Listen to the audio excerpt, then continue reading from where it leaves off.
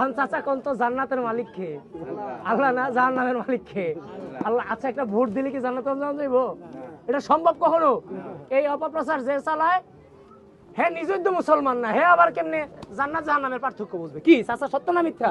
হ্যাঁ নিজেই তো মুসলমান না। যে কইতে হ্যাঁ নি যাইবো যাইতেবো হেদিনই কিন্তু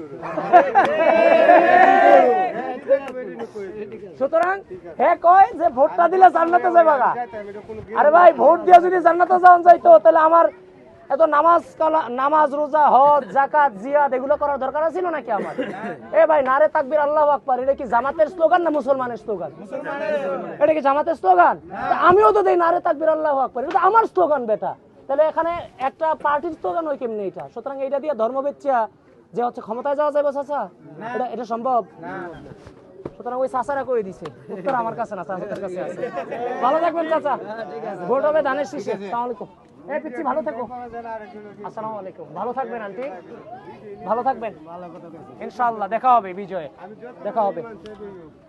চাচা ভালো থাকবেন, স্বাস্থ্যের খেয়াল নিবেন, বয়স হয়ে গেছে কিন্তু।